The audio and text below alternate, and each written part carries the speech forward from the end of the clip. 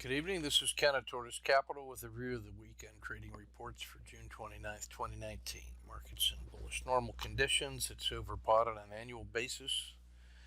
Looking at the NDX 260 on a short-term basis, it's right in the middle of the 10-day trading range with a score of 54 out of 100. Market mosaic, long-term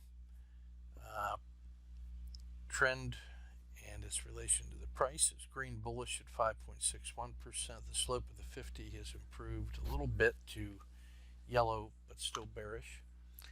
The ADX14 is neutral with respect to strength of trend, although the bulls are in charge.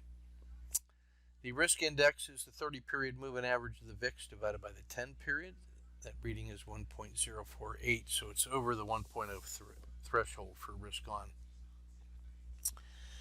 Take that score and look at the last 5,000 trading days. We compute the risk Z at 0.43. Here you see a 90-day histogram of that indicator. We've come from -2 sigma up to plus 0.5 and kind of leveled off. So this still favors the long side, although it's still close enough to the zero line that we've got the possibility for the 1 day or 2 day short volatility spikes, especially as price is approaching all-time highs. That's always a concern.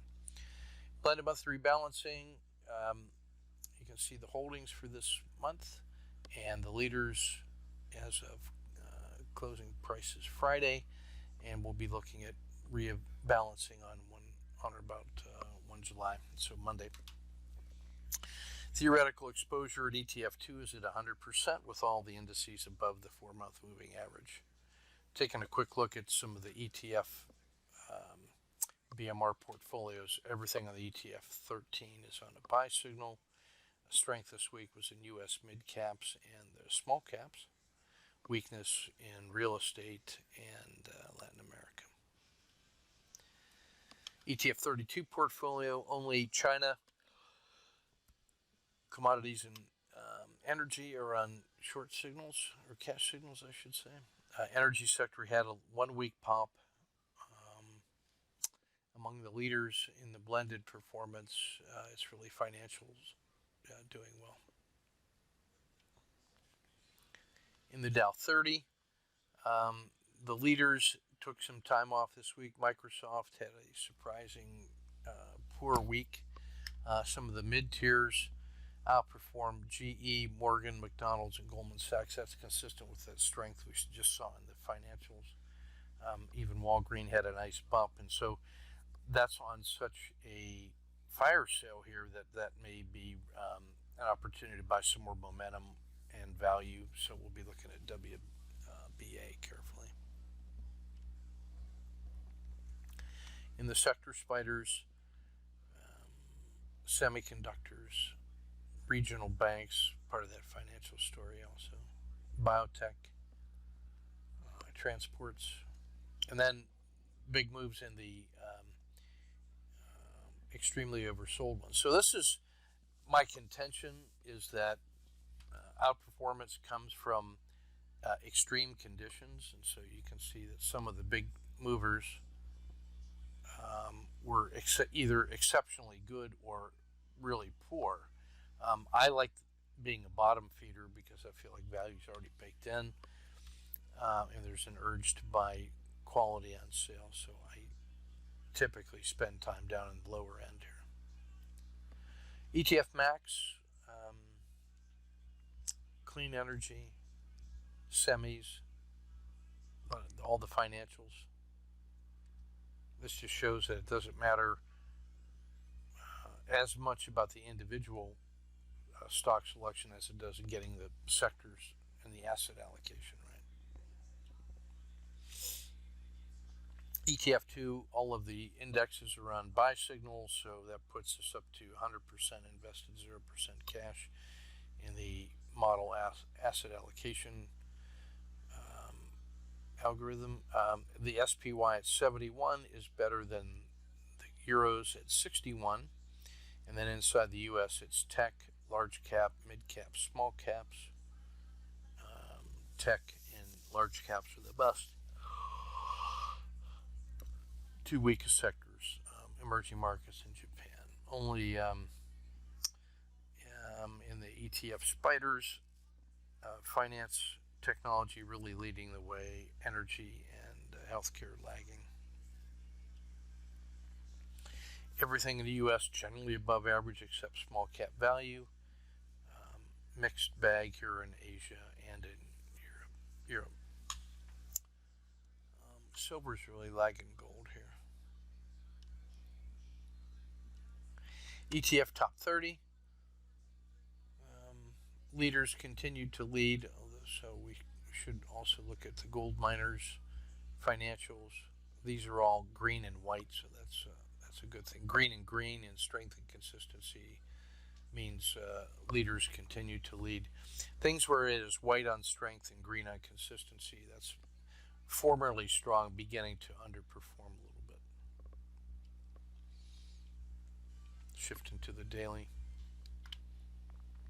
5% sell off, reversed at a nice pocket entry in here. This is where it should have failed or could have failed, didn't, and then got a second leg up to test the all-time high. Came back and found support here at the bottom of the dragon at the 90, which is up. The 30 is rolled up. The 270 is up. River is up. Dragon is up. So a breakout above Friday's high, and then Monday's previous high there, that opening, I should say, makes me have some faith in the possibility for a test to the upside. It breaks through, 296 and a half. It's all-time high once more. We've just completed a nice run from spring into summer, and now we're into fall. So there is a moment of indecision here. You can see the price levels on the way down that I believe would be in vogue. If it fails, all the way down to the 200.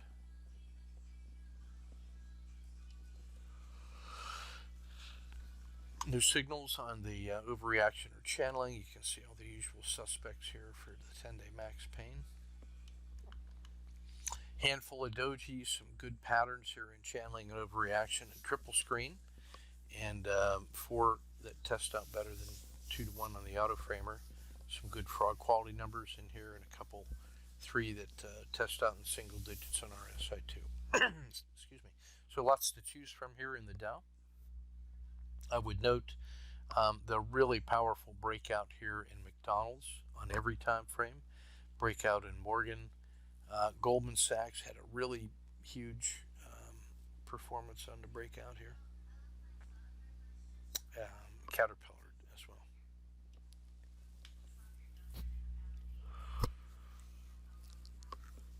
ETF 30 tactical, just a handful of dojis, an overreaction in real estate. That had been so good, but now is suffering a little bit. Big breakout here in materials and in oil exploration. Handful of frog quality numbers looking good.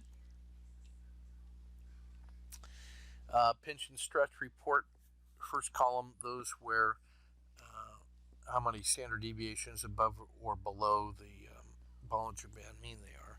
Anything above 2 means it's even beyond the floodplain. That's how big the gold move had been. We have 4 symbols in super pinch categories.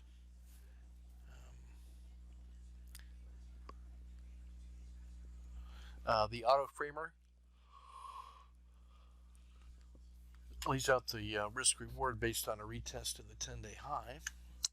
Regression line fractal framework, the top levels are the symbols that are in deep discount. Most numbers of ATRs, average 2 ranges below their long-term fair value, which we take to be the RL 270. So 3M is 5.5 ATRs below fair value. Natural gas 6 3/4. The bottom shelf, these are the ones that are usually relative strength leaders, the ones that have shot past their long-term fair value by a certain number of ATRs, and so that's a possibility of either continued momentum or a reversion to that long-term main. So there's a couple to take a look at.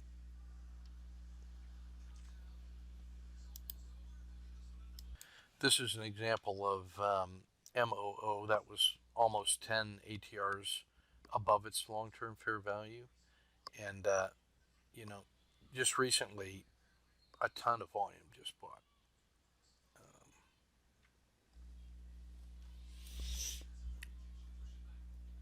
Um, mm, mm, mm.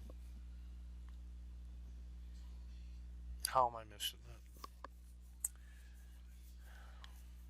Sometimes I get so busy on the broader indexes that some of these focused things like this agricultural commodities trend really well. I just note to self, have had examined. Moo has got to be on my shorter list. Boy, disappointing.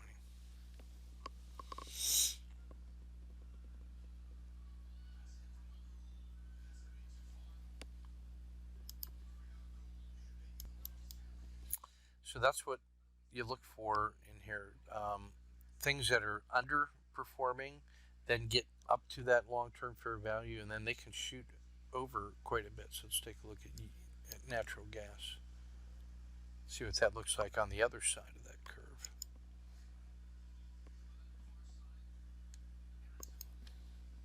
Sure enough, big sell-off, which we have ridden down. Got the first leg on the owl, a resumption of this trade, something like that. An entry somewhere around in there would be nice and cooperative. And if that were to fire, my stop should be somewhere here just below the belly of the dragon, or I would accept right there at the base of the RL10. I'd be looking at targets up in here at the Bollinger Band mean.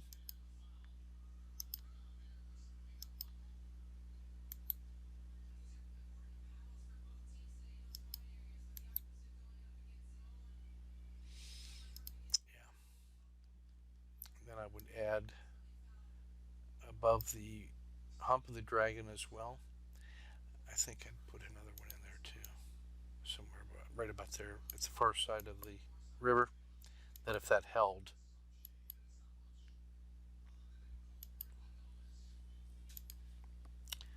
you probably can't see that. Let's try to shift it a little bit this way. So, had the big sell-off, um, micro loss, got repaid. 1, 2, 3, captured a nice one. This is now about an owl entry right about there. Stop here or here. Add a position here, and a position there, and really trying to get all the way back to that RL10. That's a really nice play.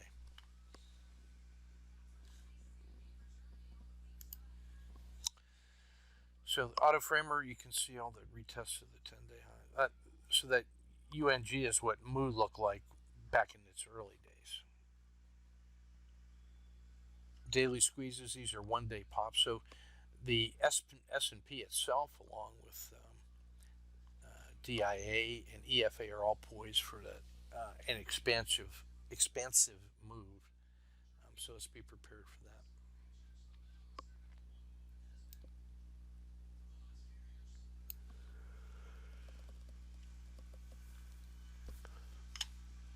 that. Goldman, early in the summer now. That used to be in the winter and then moved into spring, and now is still early in the summer.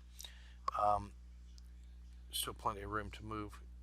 Got the owl entry continuation. Um, Need to have your stop somewhere right up about here.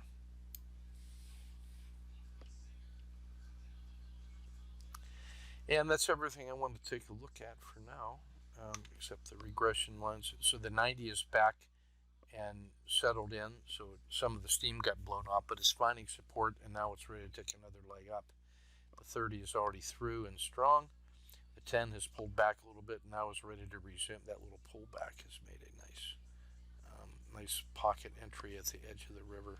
So if this takes off, this is going to break through 295, a new all-time high once more. So that's everything I want to cover tonight.